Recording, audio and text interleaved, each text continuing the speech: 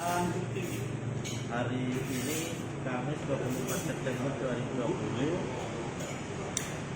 terhadap perkara perangkat desa, sengketa pemberhentian perangkat desa Nyala Budaya sudah diputus oleh PT UN Surabaya.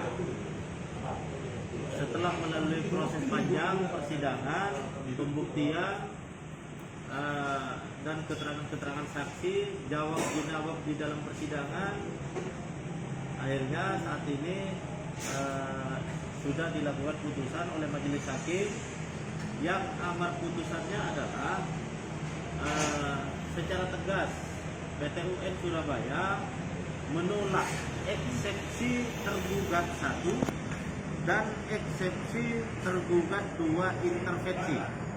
Tergugat 1 dalam hal ini adalah Bapak Kepala Desa Nyala Budaya, dan tergugat 2 intervensi ini adalah perangkat baru yang diangkat menggantikan rekan-rekan perangkat yang lama yang diangkat oleh Kepala Desa. Ini baik tergugat 1 maupun tergugat 2 semuanya sama-sama ditolak eksepsinya oleh Pengadilan Tata Usaha Negara. Yang itu berarti keberatan-keberatan yang disampaikan oleh tergugat sama sekali tidak bisa dipertanggungjawabkan, akhirnya ditolak oleh pengadilan. Kemudian isi putusan selanjutnya adalah mengabulkan gugatan kami seluruhnya. Jadi terhadap apa yang menjadi gugatan kami seluruhnya dikabulkan oleh pengadilan. Salah satunya adalah membatalkan SK pemberhentian terhadap teman-teman perangkat lama yang itu dilakukan oleh Kepala Desa, yakni tergugat 1 dalam perkara ini. Semua SK dari teman-teman perangkat yang lama itu dibatalkan oleh pengadilan. Pengadilan juga memerintahkan kepada tergugat untuk mencabut SK yang sudah dikeluarkan. Selanjutnya agar mengembalikan para penggugat, yakni teman-teman perangkat lama ini, kepada posisi semula sesuai dengan aturan perundang-undangan. Jadi terhadap putusan ini saya rasa tabir kebenaran sudah mulai dibuka. Siapa yang benar, siapa yang salah. Saya berharap dengan putusan ini bisa diterima oleh semua pihak, termasuk tergugat. Jika boleh saya menyarankan kepada tergugat, hendaknya mari legowo dan berlapang dada menerima putusan ini, karena bila tidak, dengan melakukan upaya-upaya hukum ke tingkat banding misalnya, atau bahkan sampai ke kasasi misalnya, ini juga akan kembali kepada dirinya jika hasilnya masih sama seperti putusan sekarang. Karena juga begini, putusan ini bukan tanpa resiko. Putusan ini jelas ada tindak pidananya. Putusan ini ada konsekuensi hukumnya. Ketika dari tergugat tetap masih merasa benar dan melakukan haknya dengan melakukan upaya hukum banding misalnya, kita pun kan juga tidak akan tinggal diam. Bahkan kami saat ini sedang mengkaji tentang penyalahgunaan wewenang dalam jabatan, dan itu bila sudah matang kami akan melangkah. Dan itu ranahnya pidana ke pihak kepolisian, ancaman hukumannya pun juga jelas.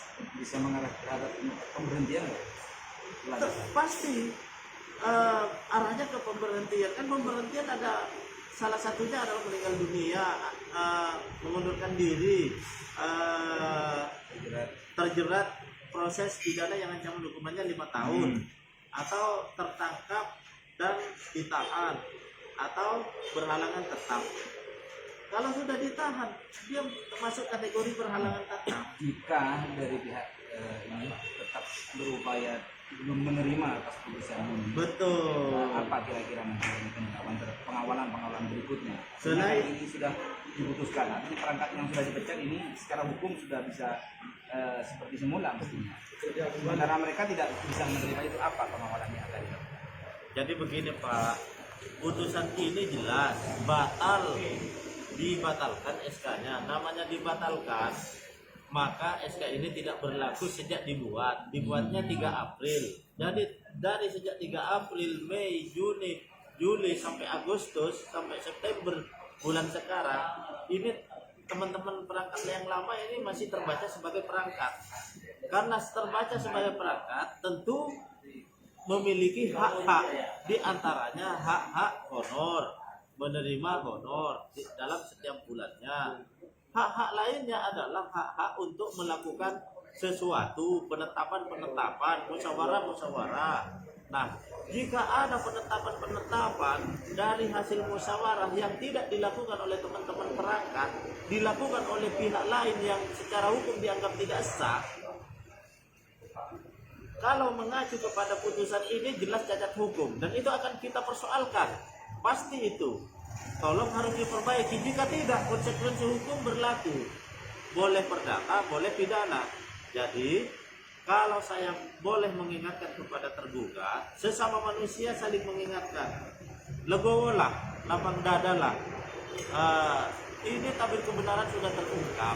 Tindakan tergugat melakukan pemberhentian kalau mengacu kepada putusan ini dinyatakan tidak benar.